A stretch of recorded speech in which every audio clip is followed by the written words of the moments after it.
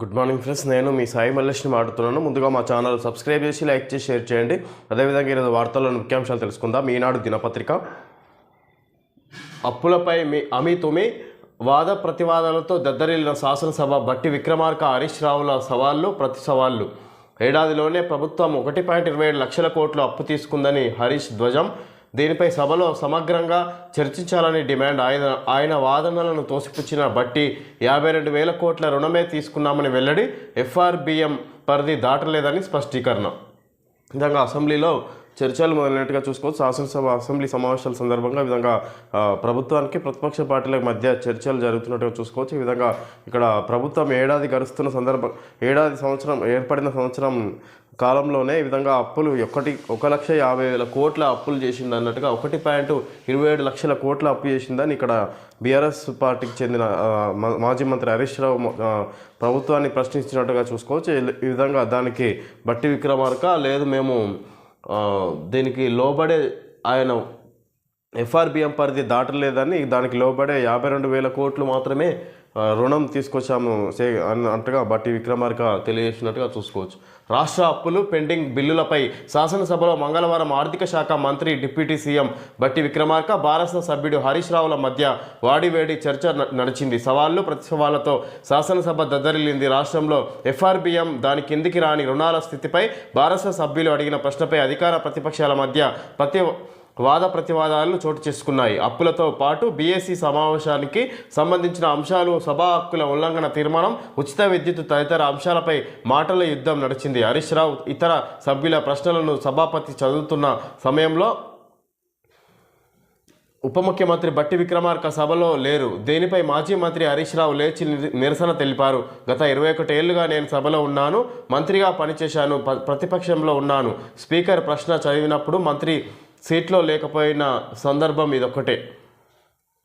విధంగా ఇక్కడ స్పీకర్ ప్రశ్న చదివినప్పుడు మంత్రి సీట్లో లేకపోవడం సందర్భం ఇదొక్కటే అంటే ఈ విధంగా హరీష్ రావు ఇక్కడ బట్టి విక్రమార్క సభలో లేకపోవడంపై హరీష్ రావు లేచి నిరసన తెలిపినట్ట. ఈ విధంగా సభా హక్కుల ఉల్లంఘన తీర్మానం, ఉచిత విద్యుత్ తదితర అంశాలపై మాటల యుద్ధం నడిచింది. హరీష్ రావు ఇతర సభ్యుల ప్రశ్నలను సభాపతి చదువుతున్న సమయంలో ఉప ముఖ్యమంత్రి బట్టి విక్రమార్క సభలో లేరు. ఈ విధంగా హరీష్ రావు బీఆర్ఎస్ సభ్యుల సభాపతి ఎమ్మెల్యేల ప్రశ్నలను సభాపతి చదువుతున్న సందర్భంలో అక్కడ సభలో బట్టి విక్రమార్క లేకపోవడంపై హరీష్ రావు లేచి నిరసన తెలియజేసినట్టుగా చూసుకోవచ్చు. ఈ విధంగా నేను ఎన్నోసార్లు అసెంబ్లీ సమావేశంలో పాల్గొన్నా, అదేవిధంగా మంత్రిగా పనిచేసిన విధంగా ఎప్పుడు చేయలేదు. ఇక్కడ ప్రతిపక్ష పార్టీల ప్రశ్నలను చదువుతున్నప్పుడు మేము సభలోనే ఉన్నామన్నట్టుగా ఇక్కడ బట్టి విక్రమార్క వాళ్ళ ప్రశ్నలు చదువుతున్న సభాపతి వాళ్ళ ప్రశ్నలను చదువుతున్న సందర్భంలో బట్టి విక్రమార్క లేకపోవడంపై హరీష్ రావు నిరసన వ్యక్తం చేసినట్టుగా చూసుకోవచ్చు. ఈ సందర్భంగా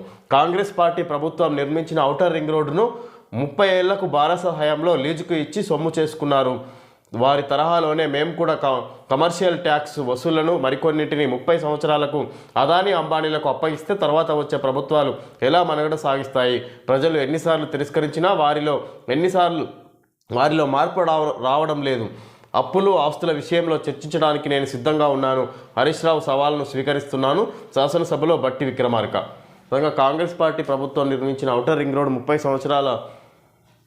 30 ఏళ్లకు భారత హయాంలో లీజుకు ఇచ్చి సొమ్ము చేసుకున్నారు. ఈ విధంగా ఔటర్ రింగ్ రోడ్డును కాంగ్రెస్ పార్టీ హయాంలో ఏర్పాటు చేసిన ఔటర్ రింగ్ రోడ్ను బీఆర్ఎస్ నాయకులు అధికారం వచ్చిన తర్వాత విధంగా 30 సంవత్సరాల పాటు లీజుకి ఇచ్చారు. దాన్ని మెయింటెనెన్స్కి ఈ విధంగా సొమ్ము చేసుకున్నారు అన్నట్టుగా చెప్పుకొస్తారు. ఈ విధంగా అదే వారి తరహాలోనే మేము కూడా కమర్షియల్ ట్యాక్స్ వసూళ్లను మరికొన్నింటిని 30 సంవత్సరాలకు అదానీ అంబానీలకు అప్పగిస్తే తర్వాత వచ్చే ప్రభుత్వాలు ఎలా మనుగడ సాగిస్తాయి? ప్రజలు ఎన్నిసార్లు తిరస్కరించిన వారిలో మార్పు రావడం లేదు. అప్పులు ఆస్తుల విషయంలో చర్చించడానికి మేము సిద్ధంగా ఉన్నామని ఈ విధంగా బీఆర్ఎస్ నాయకులకు ఉద్దేశించి మాట్లాడుతున్నట్టుగా చూసుకోవచ్చు. ఈ విధంగా గత ప్రభుత్వాన్ని ప్రశ్నిస్తున్నట్టుగా చూసుకోవచ్చు బట్టి విక్రమార్క. ఈ విధంగా అప్పులకు ఆస్తులను చర్చించడానికి సిద్ధంగా ఉన్నామన్నట్టుగా శాసనసభలో బట్టి విక్రమార్క తెలియజేసినట్టుగా చూసుకోవచ్చు. నిరసనల మధ్య 3 బిల్లులకు ఆమోదం. లగచర్ల ఘటనపై ప్లకార్డులతో భారత సభ్యుల ఆందోళన. 6 గ్యారంటీలపై భాజపా పట్టు. విధంగా లగచర్ల ఘటనపై ప్లకార్డులతో భారత సభ్యుల ఆందోళన. నిరసనల మధ్య 3 బిల్లులకు ఆమోదం లభించినట్టుగా చూసుకోవచ్చు. 6 గ్యారెంటీలపై బీజేపీ పట్టు విధంగా కాంగ్రెస్ పార్టీ అధికారంలోకి వచ్చే ముందు 6 గ్యారంటీలు అమలు విషయంలో ఇక విఫలమైనట్టుగా దాని గురించి బీజేపీ పట్టు ఉన్న ఎమ్మెల్యేలు అందులో అసెంబ్లీలో ఉన్న ఎమ్మెల్యేలు దానిపై ప్రశ్నించినట్టుగా చూసుకోవచ్చు. రెవెన్యూకు కొత్త రూపు, పట్టాలెక్కనున్న కొత్త చట్టం. నేడు సభలో 6/6/2024 బిల్లు. భూ సమస్యలపై అప్పీళ్లకు అవకాశం, పరిష్కారానికి ల్యాండ్ ట్రిబ్యునల్లు, ప్రతి భూ కమతానికి భూదార్, గ్రామ కంఠంలోని స్థలాలకు హక్కులు. ఈ విధంగా రెవెన్యూకు కొత్త రూపు, ధరణి రూపంలో ఈ విధంగా భూమాత పేరుతోనే 6 కొత్త చట్టాన్ని తీసుకొస్తున్నట్టుగా చూసుకోవచ్చు. ఈ విధంగా రెవెన్యూ చట్టంలో కొత్త మార్పు తీసుకొచ్చినట్టుగా కూడా చూసుకోవచ్చు. పట్టాలు ఎక్కడ ఉన్న కొత్త చట్టం నేడు సభలో 6/6/2024 బిల్లు ఈరోజు సభలో ప్రవేశపెట్టే అవకాశం ఉన్నట్టుగా చూడవచ్చు. భూ సమస్యలపై అప్పీళ్లకు అవకాశం, పరిష్కారానికి ల్యాండ్ ట్రిబ్యునల్లు, ప్రతి భూకమతానికి భూదార్, గ్రామ కంఠంలోని స్థలాలకు హక్కులు. ఈ విధంగా భూ సమస్యలు అయితే ఉన్నాయో అవన్నీ పరిష్కరించడానికి ఇందులో హక్కులను కూడా కల్పిస్తే ఈ విధంగా కొత్త 6 చట్టాన్ని ఈరోజు అసెంబ్లీ సమావేశంలో ప్రవేశపెట్టే అవకాశం ఉన్నట్టుగా చూసుకోవచ్చు రాష్ట్ర ప్రభుత్వం. జూలైకి ముందు కట్టిన ఇళ్లను కూల్చం, పేదలను నష్టపరిచే చర్యలను హైడ్రా తీసుకోదు, స్పష్టం చేసిన కమిషనర్ రంగనాథ్. పేదలను నష్టపరిచే చర్యలను హైడ్రా తీసుకోదు, జూలైకి ముందు కట్టిన ఇళ్లను కూల్చమన్నట్టుగా హైడ్రా ఆధ్వర్యంలో ఏదైతే బఫర్ జోన్ చెరువులు ఆక్రమించి కట్టినారో అదేవిధంగా బఫర్ జోన్ FTL పరిసర ప్రాంతాల్లో నిర్మించిన నిర్మాణాలను హైడ్రా కూల్చేస్తున్న సందర్భంగా హైడ్రా చైర్మన్ రంగనాథ్ తెలియజేస్తున్నట్టుగా చూసుకోవచ్చు. ఏదైతే జూలై ముందుకు కట్టిన నిర్మాణాలను పేదల ఇళ్లను కూల్చబోమన్నట్టుగా ఆయన చెప్పుకొస్తున్నట్టుగా చూసుకోవచ్చు. NTA ప్రక్షాళన, ఆ సంస్థ ఇకపై ప్రవేశ పరీక్షలకే పరిమితం, పోటీ పరీక్షలు నిర్వహించదు కేంద్ర మంత్రి ధర్మేంద్ర ప్రధాన్. NTA ప్రక్షాళన, ఆ సంస్థ ఇకపై ప్రవేశ పరీక్షలకే పరిమితం. ఈ NTA అనేది ఆ సంస్థ ఇక ప్రవేశ పరీక్షలకే, ఎంట్రన్స్ పరీక్షలకే పరిమితం అంట, పోటీ పరీక్షలు నిర్వహించదు. అది ఏ పోటీ పరీక్షలు కూడా NTA ద్వారా నిర్వహించదు అన్నట్టుగా కేంద్ర మంత్రి ధర్మేంద్ర ప్రధాన్ తెలియజేస్తున్నారు. జేపీసీకి జమిలి, ఓటింగ్ ద్వారా బిల్లును సభలో ప్రవేశపెట్టిన కేంద్రం, అనుకూల ఓట్లు 269, వ్యతిరేకం 198. తీవ్రంగా వ్యతిరేకించిన ప్రతిపక్షాలు బిల్లు తేవడం నియంతృత్వమని విమర్శ. రాష్ట్రాల అధికారులపై పెత్తనం కాదన్న ప్రభుత్వం, ప్రధానే జేపీసీకి పంపమన్నారు అమిత్ షా. భారత ప్రజాస్వామ్య ఘట్టంలో మరో కొత్త అధ్యయనానికి తెరలేచింది. దేశవ్యాప్తంగా లోక్సభ, అసెంబ్లీ ఎన్నికలను ఏకకాలంలో నిర్వహించేందుకు అనువుగా 129వ రాజ్యాంగ సవరణ బిల్లును కేంద్ర ప్రభుత్వం మంగళవారం లోక్సభలో ప్రవేశపెట్టింది. ఓటింగ్ ప్రక్రియ ద్వారా కేంద్ర న్యాయశాఖ మంత్రి అర్జున్ రామ్ మేఘ్వాల్ ఈ బిల్లును సభ ముందుకు తీసుకువచ్చారు. 90 నిమిషాల చర్చ అనంతరం ఓటింగ్ జరగ్గా బిల్లు ప్రవేశపెట్టడానికి అనుకూలంగా 269 మంది, వ్యతిరేకంగా 198 మంది ఓటేశారు. దీంతో బిల్లును ప్రవేశపెట్టడానికి స్పీకర్ ఓం బిర్లా ఆమోదముద్ర వేశారు. అయితే ఈ బిల్లును ప్రవేశపెట్టడం ద్వారా కేంద్రం నియంతృత్వంగా వ్యవహరించిందని ప్రతిపక్షాలు ధ్వజమెత్తగా కేంద్ర ప్రభుత్వం తోసిపుచ్చింది. ఈ బిల్లు భారత రాజ్యాంగ మూల స్వరూపానికి భంగం కలిగించేలా ఉన్నందున సంయుక్త పార్లమెంటరీ కమిటీకి జేపీసీ పంపాలని ప్రతిపక్షాలు డిమాండ్ చేశాయి. లోక్సభలో జమిలి ఎన్నికల బిల్లు ప్రవేశపెట్టడానికి మద్దతుగా చేతులు పైకి ఎత్తిన కేంద్ర మంత్రులు అమిత్ షా, రాజ్నాథ్ సింగ్, పీయూష్ గోయల్, కిరణ్ రిజిజు, ప్రహ్లాద్ జోషి, కిషన్ రెడ్డి, మన్సుఖ్ మాండవీయ, బండి సంజయ్ తదితరులు. 2034 నుంచి జరిగే అవకాశం, బిల్లు సారాంశం ఇదే. ఈ విధంగా బిల్లు జేపీసీపీకి జమిలీ బిల్లు ఆమోదం పొందినట్టుగా చూసుకోవచ్చు. ఈ విధంగా అనుకూలంగా జమిలీ బిల్లు కేంద్ర ప్రభుత్వం పార్లమెంట్ సమావేశాలు జరుగుతున్న సందర్భంగా పార్లమెంట్లో ప్రవేశపెట్టినట్టుగా చూసుకోవచ్చు. ఈ విధంగా దేశవ్యాప్తంగా లోక్సభ, అసెంబ్లీ ఎన్నికలు ఒకేసారి ఏకకాలంలో నిర్వహించేదానికి ఇక్కడ జమిలీ బిల్లును కేంద్ర ప్రభుత్వం తీసుకొచ్చింది. ఈ విధంగా ఇందులో మద్దతుగా ఇక్కడ 269 మంది అనుకూలంగా ఓట్లు వేశారు. వ్యతిరేకంగా 198 మంది మాత్రమే వ్యతిరేకంగా ఉన్నట్టుగా చూసుకోవచ్చు ఈ జమిలీ బిల్లుకి. దీనికి సంబంధించి మెజారిటీ లభించడంతో ఈ విధంగా పార్లమెంట్లో ఆమోదం లభించినట్టుగా చూసుకోవచ్చు జమిలీ బిల్లుకు. ఈ విధంగా దీనిపై ప్రతిపక్షాలు ఇది భారతదేశ సాంప్రదాయానికి వ్యతిరేకంగా ఉన్నదన్నట్టుగా ఇది ఆరోపించారు కాంగ్రెస్ కూటమికి సంబంధించిన పార్టీలు. ఈ విధంగా దాన్ని బీజేపీ వాళ్ళు కేంద్ర ప్రభుత్వం తోసిపుచ్చినట్టుగా చూసుకోవచ్చు వాళ్ళ ఆరోపణలను. ఇది 2034 నుంచి జమిలీ బిల్లు అమల్లోకి వచ్చే అవకాశం, బిల్లు సారాంశం కూడా ఇదే అన్నట్టుగా వివరాలు 2వ పేజీలో ఇచ్చినట్టుగా చూసుకోవచ్చు.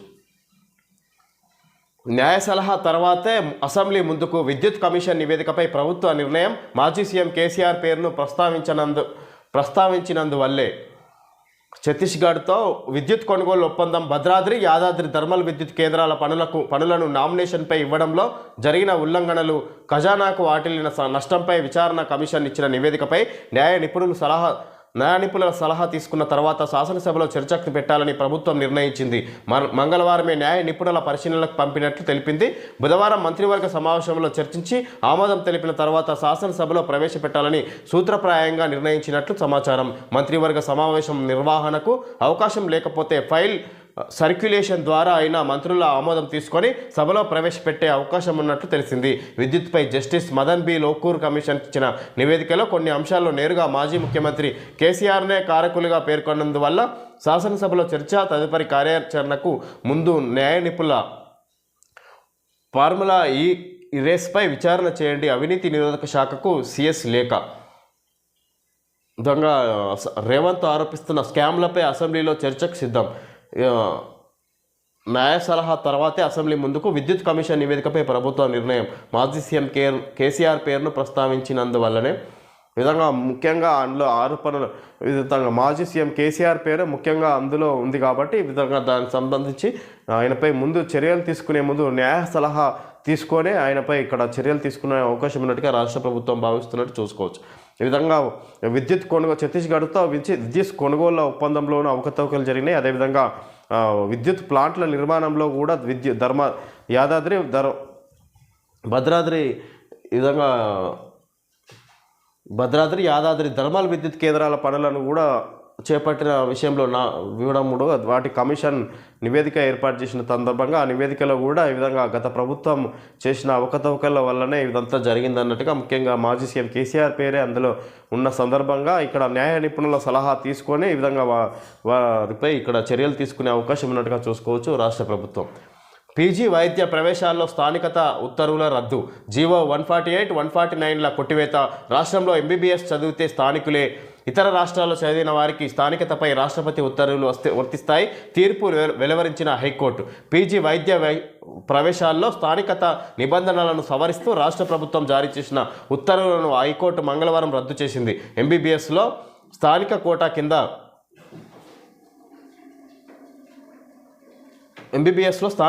కింద రాష్ట్రంలో ప్రవేశాలు పొందిన వారే పీజీలో స్థానిక కోటా కింద రిజర్వేషన్లకు అర్హులవుతారని, ఇతరులు రాష్ట్రంలో ఎంబీబీఎస్ చదివినంత మాత్రాన పీజీలో స్థానిక కోటా వర్తించదంటూ తెచ్చిన జీవో 148, 149లను కొట్టివేసింది. తెలంగాణలో ఎంబీబీఎస్, BA/MS చేసిన వారికి పీజీలో స్థానిక కోటా పరిధిలోనే ప్రవేశాలు కల్పించాల్సి ఉంటుందని పేర్కొంది. ఈ విధంగా ఇప్పటి వరకు ఇంతకుముందుకు ఎంబీబీఎస్ స్థానిక కోటా కింద రాష్ట్రంలో ప్రవేశాలు పొందిన వారే ఈ విధంగా అర్హులని ఎంబీబీఎస్ పీజీ దానికి ఎంపిక రాసే అర్హత ఉండేది. ఇప్పటి వరకు దానికి సంబంధించి హైకోర్టు కొట్టేసినట్టుగా చూసుకోవచ్చు. ఈ విధంగా ఎవరైనా ఇక్కడ ఎంబీబీఎస్ రాష్ట్రంలో చదివిన విద్యార్థులందరూ అర్హులు పీజీ చేసుకోవచ్చు అన్నట్టుగా, స్థానికులే అన్నట్టుగా ఇక్కడ హైకోర్టు వెలువరించినట్టుగా చూసుకోవచ్చు తీర్పు. రేవంత్ ఆరోపిస్తున్న స్కామ్లపై అసెంబ్లీలో చర్చకు సిద్ధం. మొదట రైతులు, నేతన్నలు, విద్యార్థుల సమస్యలపై చర్చిద్దాం. కనీసం 15 రోజుల పాటు సభ నిర్వహించాలి కేటీఆర్. రేవంత్ ఆరోపిస్తున్న స్కామ్లపై అసెంబ్లీలో చర్చకు సిద్ధం అన్నట్టుగా కేటీఆర్ మాట్లాడుతున్నారు. మొదట రైతులు, నేతన్నలు, విద్యార్థుల సమస్యలపై చర్చిద్దాం. కనీసం 15 రోజులు సమావేశాలు నిర్వహించాలన్నట్టుగా కేటీఆర్ ప్రభుత్వాన్ని కోరుతున్నట్టుగా చూసుకోవచ్చు. రాష్ట్రపతి ద్రౌపది ముర్ముకు పుష్పగుచ్చం అందజేస్తున్న సీఎం రేవంత్ రెడ్డి. పక్కన మంత్రి శీతాకాల విడిదికి హైదరాబాద్ చేరుకున్న రాష్ట్రపతి. స్వాగతం పలికిన గవర్నర్, ముఖ్యమంత్రి. ఈ విధంగా రాష్ట్రపతి ద్రౌపది ముర్ము తెలంగాణ రాష్ట్రానికి హైదరాబాద్కు వచ్చినట్టుగా చూసుకోవచ్చు. శీతాకాల విడిదికి హైదరాబాద్ చేరుకున్న రాష్ట్రపతి. ఇక్కడ సీఎం రేవంత్ రెడ్డి, అదేవిధంగా గవర్నర్ జిష్ణుదేవ్ వర్మ స్వాగతం పలికినట్టుగా చూసుకోవచ్చు. మంత్రి సీతక్క కూడా పాల్గొన్నట్టుగా చూసుకోవచ్చు. మేము కూడా తరచూ ఎన్నికలంటే తిరగలేక అలసిపోతున్నాం. కోవింద్ జీ. ఏటా ఓట్ల కోసం వచ్చే నేతలతో ఓటర్లు విసిగిపోయారు. జమిలిపై రామ్నాథ్ కోవింద్. నిజంగా రామ్నాథ్ కోవింద్ మాట్లాడుతున్నట్టుగా చూసుకోవచ్చు. జమిలి ఎన్నికలు నిర్వహిస్తే బెటర్ అన్నట్టుగా ఇక్కడ ఏటా ఓట్ల కోసం వచ్చే నేతలతో ఓటర్లు కూడా విసిగిపోతున్నారు అన్నట్టుగా జమిలిపై రామ్నాథ్ కోవింద్ మాట్లాడుతున్నట్టుగా ఇక్కడ చూడవచ్చు మనం. తలనొప్పిని దాచకండి, పోగొట్టండి. Our best ever Bayer company వాళ్ళ సారిడాన్ యాడ్ ఇవ్వడం జరిగింది. టాబ్లెట్స్ 5 స్టార్ట్స్ ఇన్ 5 minutesలో తగ్గిపోతున్నట్టుగా యాడ్ ఇవ్వడం. ఓకే ఫ్రెండ్స్, ఈరోజు వార్తల్లో ముఖ్యాంశాలు తెలియజేయడం జరిగింది. Thank you friends.